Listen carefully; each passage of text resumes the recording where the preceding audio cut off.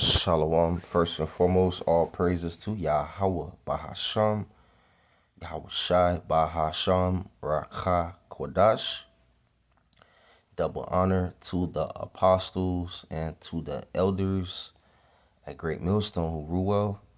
Peace, blessings, and salutation to the elect of the nation of Israel. To you, I say Shalom.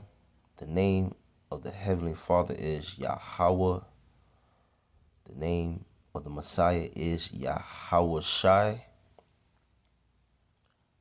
The Rakha Kodash is the Holy Spirit. Rakha, Spirit, Kodash, Holy.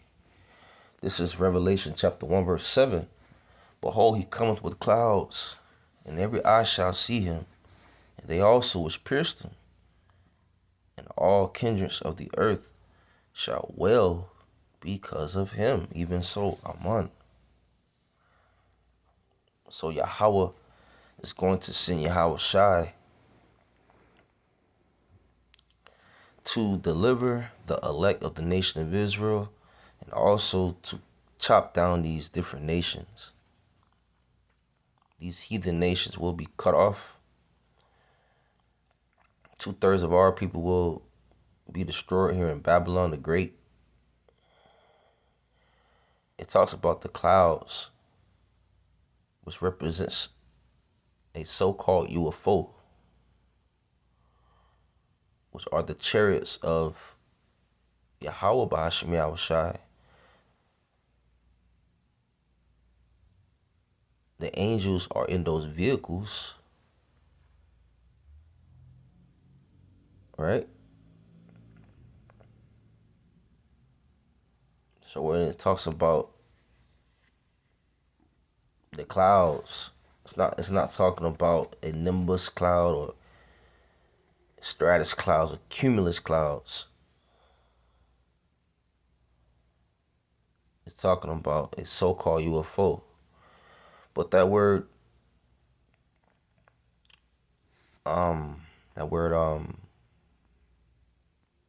well is copto, and it says to cut, strike, smite. To cut from cut off. The Lord is going to cut off these different heathen nations. He's going to cut them down. He's going to chop them down. He's going to abase these different nations. They're going to be all brought low. First of all, starting with Esau, Edom, the so-called white man.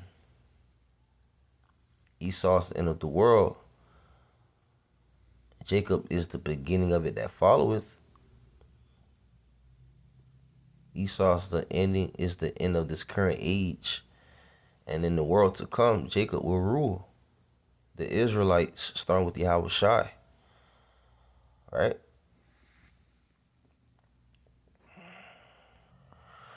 This is Psalm 104, verse 1. Bless Yahweh my soul, O Yahweh my power. Thou art very great. Thou art clothed with honor and majesty, who coverest thyself with light, as with a garment, who stretcheth out the heavens like a curtain, who layeth the beams of his chambers in the waters, who maketh the clouds his chariot, who walketh upon the wings of the wind, who maketh his angels spirits, his ministers a flaming fire.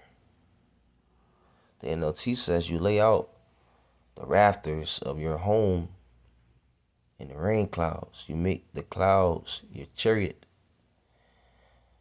You ride upon the wings of the wind. You see those chariots in those clouds. You see those chariots, they be on the mission. The eyes of the Lord are the angels, and they see and behold all things,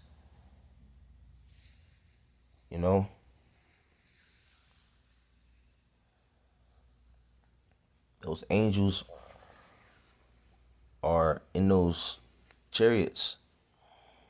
And yes, those chariots do breathe out Fire. Fire bolts, laser beams. You people will be zapped by those chariots.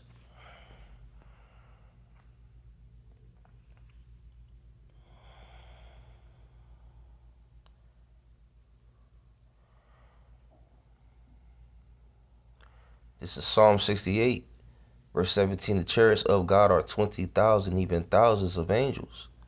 The Lord is among them as in Sinai in the holy place. It's a lot of chariots. It's a lot of angels, right? Millions of angels. Millions of angels. Yahawashi has the fathership. He's going to come back with the fathership. He's going to have the biggest chariot. Then you're going to have other chariots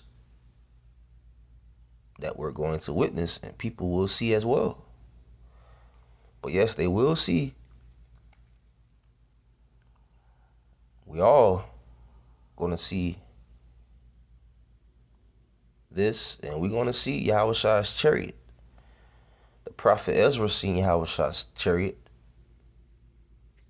You know, the different prophets of old seen Yahawashi's chariot or chariots.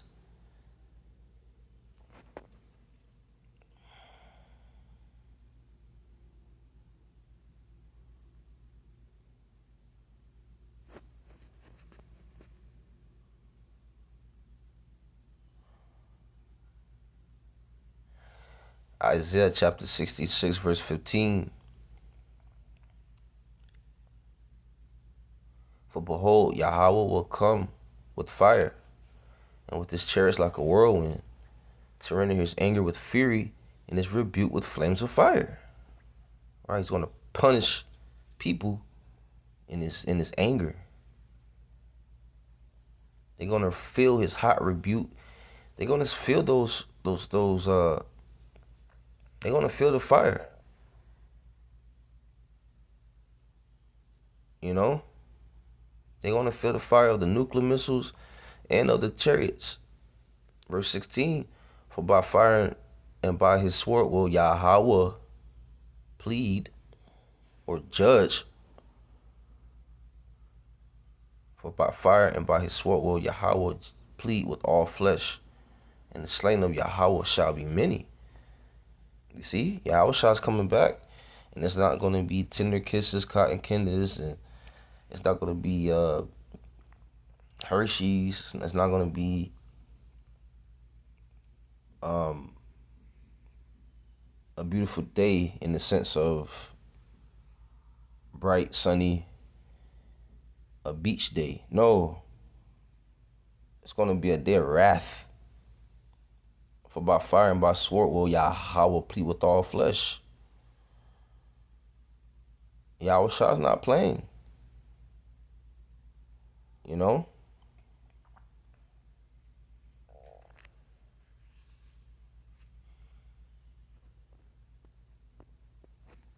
And a lot of people will feel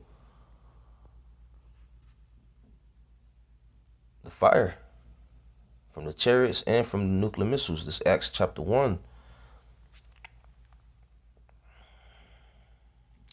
Verse 9. And when he had spoken these things while they beheld, he was taken up, and the cloud received them out of their sight. And while they looked steadfastly toward heaven, as he went up, behold, two men stood by them in white apparel. So Yahweh was taken up in a cloud, in a chariot. Verse 11. Which also say, ye men of Galilee, why stand ye gazing up into heaven? This same Yahawashi, which is taken up from you into heaven, shall so come in like manner as ye have seen him go into heaven. That's right. So he's coming back with the clouds, with the chariots, with the multitude of angels.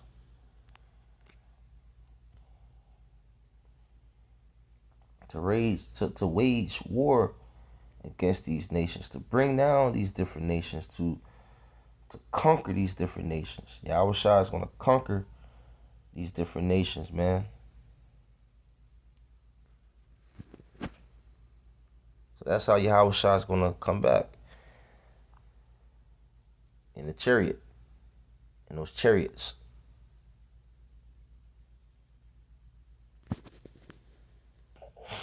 This is Second Ezra chapter 13, verse 3. And I beheld, and lo,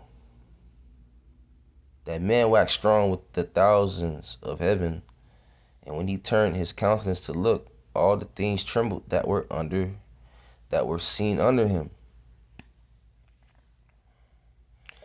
Man waxed strong is Yahawashi.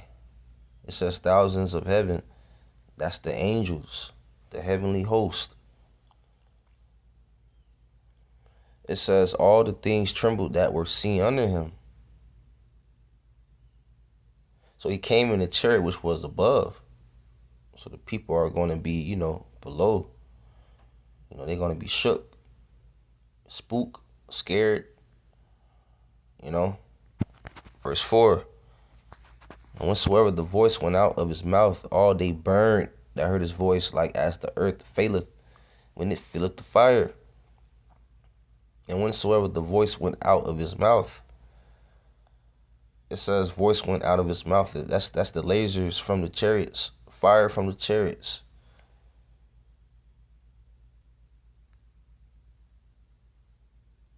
It says, like as the earth faileth when it filleth the fire. Right? So, yeah, like as when the earth filled the fire and gets burnt up. It's verse 5.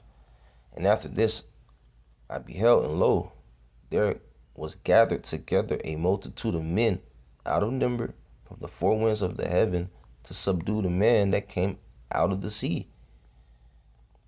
The multitude of men is talking about the armies of the different nations.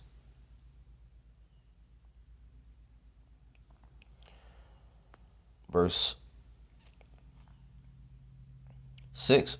But I beheld, and lo, he had graved himself a great mountain and flew up upon it. That's Yahawashi chariot, that great mountain. Because when something is graven, it's like something that's carved out, It says, but I beheld, and lo, he had graved himself a great mountain and flew up upon it.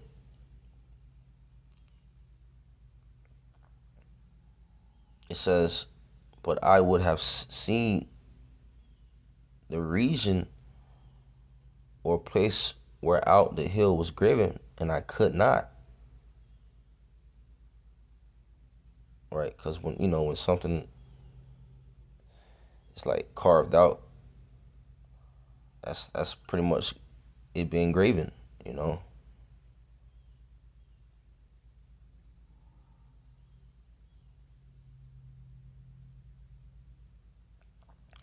It says,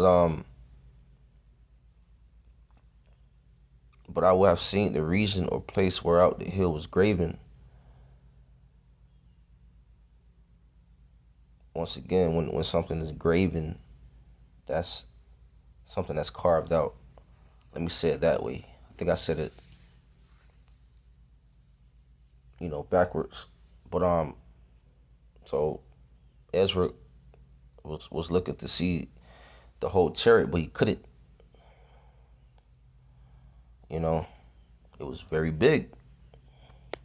It was huge. The chariot, Yahawashi's chariot.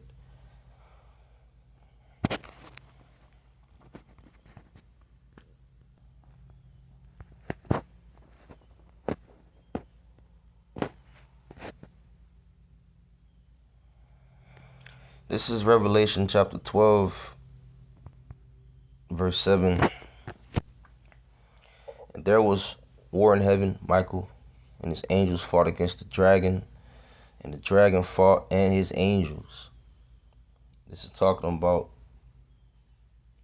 in these last days, this is a future prophecy. This is going to happen. This is talking about the war of Armageddon in the Middle East, so-called, it's in the Middle East, so-called Middle East. Armageddon is in the Hebrew Har Magadon, mountain of troops, mount of troops. You know, Har Mount Armageddon, Armageddon, Har Mount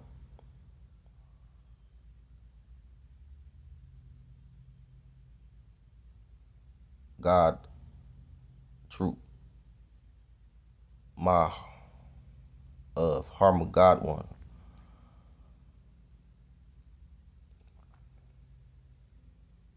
Har Mount Ma of Godwin troops.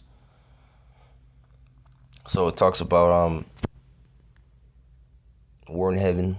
It talks about Michael and his angels fought against the dragon. The dragon is Esau, his military might, NATO and his forces. It says his angels fought against the dragon, and the dragon fought and his angels.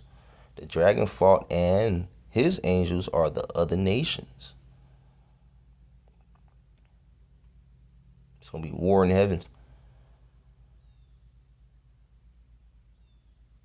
Right. Fighter jets, airplanes, fighting against the chariots. That's the war in heaven.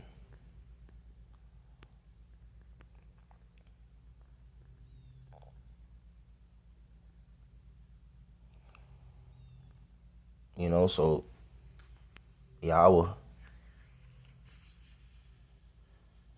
is going to see Yahawashi.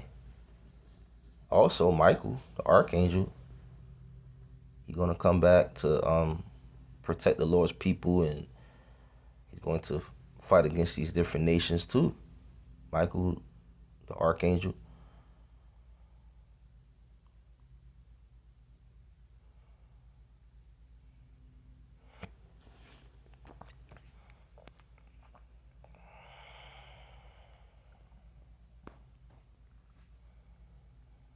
Back at 2nd Ezra 13.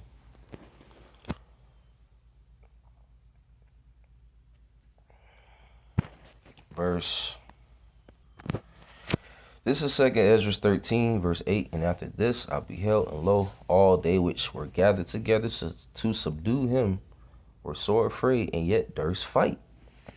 The Lord put the spirit upon these different nations to fight, even though they were scared. They were afraid, yet the Lord made them fight. You see that? The heavenly council will stand. Man's goings is of the Lord.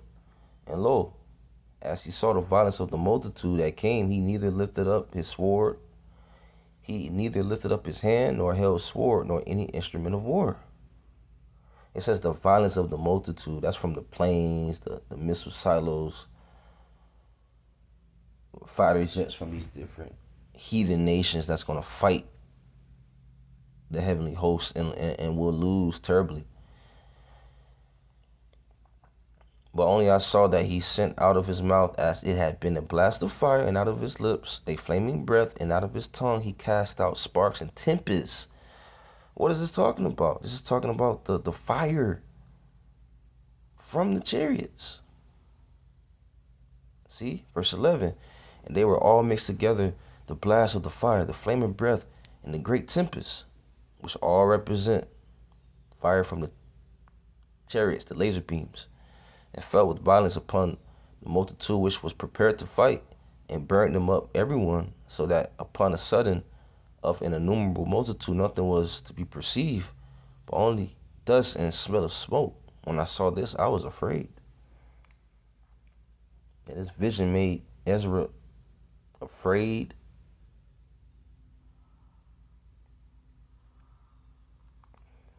All right, so this is talking about the armies got burned up by the laser beams.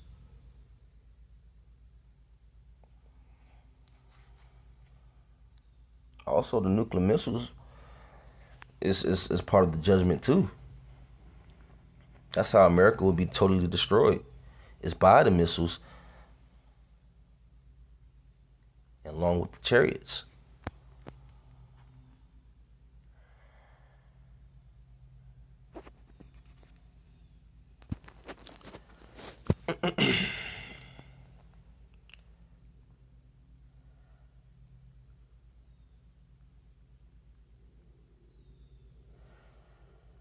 This is the book of Revelation, chapter 14, verse 14.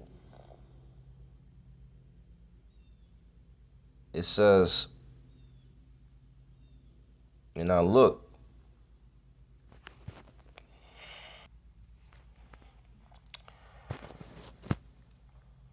and behold, a white cloud, and upon the cloud one sat like unto the Son of Man, having on his head a golden crown, and in his hand a sharp sickle.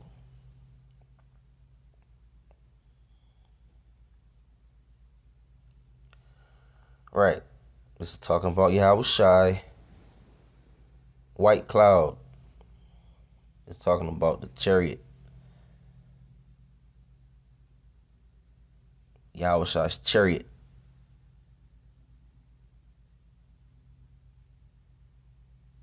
White represents purity.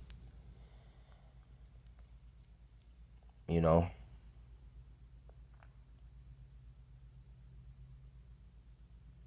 You may also come across the term white horses or horse.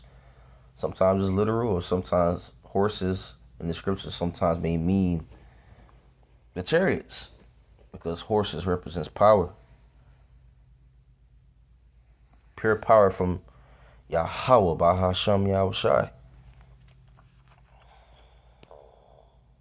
So he's coming back to conquer these nations. Yahweh's going to send Yahawashi to conquer these nations, have them in subjection.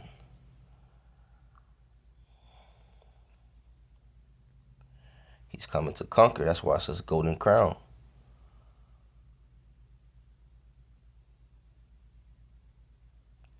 To the sharp sickle,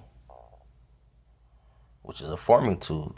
When you're ready to cut down the harvest, you use the sickle. And we are entering into that harvest. Why? How? Because we're at the end of the world. And Yahawashi is about to come back and chop down these nations, and smite them down, and judge them.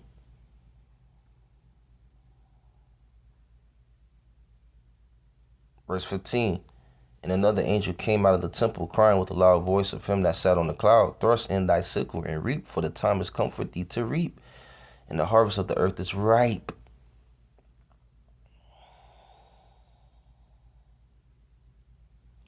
Right. Thrust in thy sickle.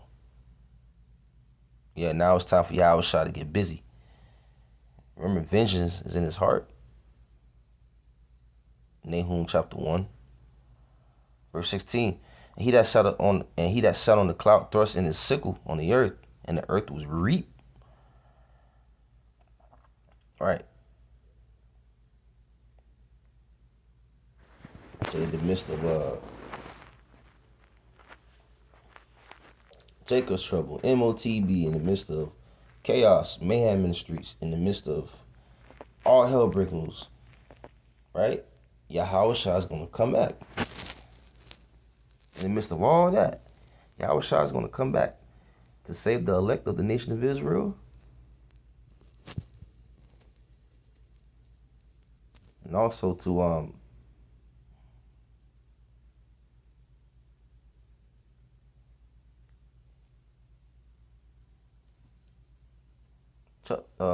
chop down these nations, cut them off.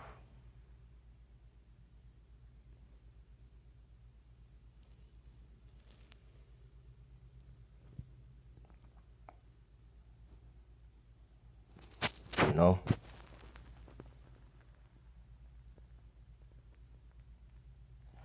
So with that, all praises to Yahweh, Ba'ashem, Yahawashi, Ba'ashem, Rachakodash, Shalom.